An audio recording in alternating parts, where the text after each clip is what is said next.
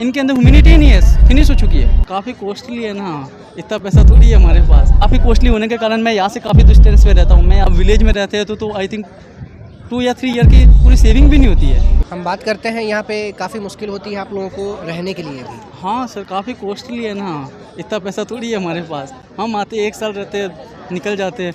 होते हैं किसके पास तो 2 साल 3 साल भी रह लेते हैं, लेकिन बहुत मुश्किल होता है।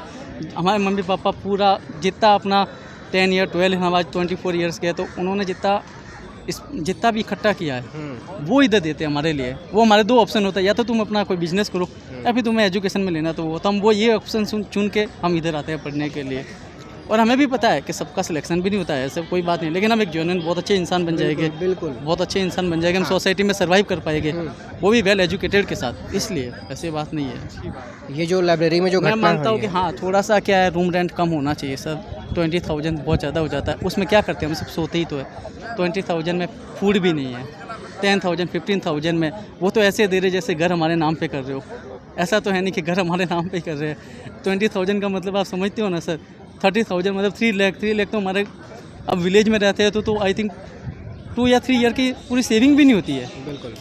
क्योंकि एग्रीकल्चर अधिकतर सर ऐसे ही आते हैं, जो पढ़ने आ रहे हैं सब बिजनेसमैन वाले नहीं है। बहुत जने गरीब बच्चों फार्मर के, वाले ही गरीब है। बच्चे। कोई बिजनेस करता है छोटा मोटा सा, उससे चलता है। मेरे पापा तो वो भी फार्मर है, तो उनसे चलता है। तो अब मेरे को तो पढ़ा रहे, मेरी दीदी सपोर्ट कर रहे, उनसे दे रहे। तो किसी को कोई सपोर्ट कर रहे, कोई पापा कर रहे तो कोई दीदी कर रहे, तो कोई अंकल कर रहे, कोई भी कर रहे हैं, तो वो कर रहे हैं, बाकी कुछ नहीं है। अब काफ़ी कॉस्टली होने के कारण मैं यहाँ से काफ़ी डिस्टेंस पे रहता हूँ। मैं यहाँ से पटेल उधर रहता हूँ, उत्तम नगर में रहता हूँ, ताकि जो यहाँ पे 20,000 में होता है वो वहाँ पे मेरा 15,000 में कंप्लीट हो जाता है, रहना खाना पीना। यहाँ पे 30,000 में होता है, मेरा 20 में हो जाता है, मैं 50 अफोर्डेबल हो जाता है, अफोर्डेबल हो जाता है। दूसरा यहाँ पे क्या मटेरियल होता है, टेस्ट सीरीज दे देते हैं, हम इधर आके दे देते हैं, बच्चों के साथ मिल जाते हैं, डिस्कशन हो जाता है, हमारा ग्रुप बन जाता है थोड़ा बहुत, तो पढ़ने में मज़ा भी आ जाता है। और कुछ नहीं है, बस यही वाली बात है। और ये जो सब मैं चाहता हूँ एक ह्यूमैनिटी के कारण यहाँ पे जितने भी है ना जो ऑनर है, उनको एक ह्यूमैनिटी रखनी चाहिए। उनके भी तो बेटा बेटी है ना, बिल्कुल ऐसी है। बात तो है नहीं है कि हम ही हमारे उनके भी तो हम उनका तो, और भी उनका घर से चल रहा है, बहुत अच्छे से चल रहा है। तो फिर उनको थोड़ा कम रखना चाहिए, हमारा ध्यान रखना चाहिए कि बाहर से हम बीमार हुए तो पूछना भी चाहिए। जैसे मेरे आंटी बहुत अच्छे हैं, मैं बीमार होता तो भी पूछ लेते हैं।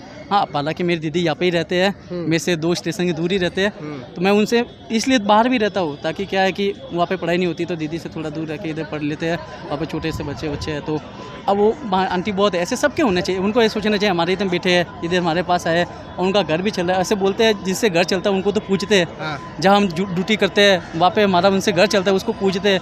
ये हमारे साथ ऐसे करते हैं, यहाँ पे तो रूम रेंट वाले 1 साल 2-3 महीने का एडवांस ले लेते हैं, 1 साल का रेंट एग्रीमेंट बनवा देते हैं, फिर ब्रोकेज ले लेते हैं। ब्रोकेज 21 दिन का होता है, 1 महीने का होता है, डिपेंड अपॉन। हाँ, अब साउथ से आते हैं वो थोड़ा डरते हैं, तो वो तो क्या कहते हैं, नेगोशिएशन भी नहीं करते। 1 महीने का बोला ठीक है भैया आप ले लो, मैं रूम दिला दो। अभी परसों की वीडियो है, आई थिंक परसों के एक बच्चा था, उसने रूम खाली किया तो बोला आप आ जाइए, उन्होंने रूम ले लिया बिना किसी ब्रोकरेज के। और फिर जब सामान शिफ्ट कर दिया 10,000 उसने पे कर दिया, उसके बाद उसको बोला गया कि ब्रोकरेज आपको देना पड़ेगा, एग्रीमेंट करवाना पड़ेगा, ब्रोकरेज देना पड़ेगा। अब वो सामान लेके कहाँ जाए, ना उसका वो रूम रहा, ना यहाँ पे रूम दे रहे। ऐसा उसके साथ हो गया। स्थिति बहुत दयनीय है, बहुत दयनीय है। इनके अंदर ह्यूमैनिटी नहीं है, फिनिश हो चुकी है।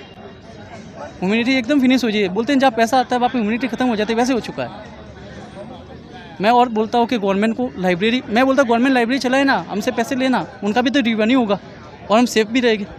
ये प्राइवेट में चल रहे हैं। एक यहाँ पे सरकारी लाइब्रेरी होना चाहिए। हाँ, है ना? होना चाहिए। एक नहीं सर, बहुत सारा होना चाहिए इनका जो उससे क्या होगा सर, दूसरे कंपटीशन में भी कम आ जाएगा। तो दूसरे भी सही चलाएंगे, हम आराम से पढ़ लेंगे। हम भी तो सर अपने फ्यूचर का पूरे 60 ईयर में से जो हमारा फ्यूचर बनाने के 3 या 4 ईयर होते हैं वो इधर आते हैं, ताकि हम अपना फ्यूचर बना के चले जाए फटाफट।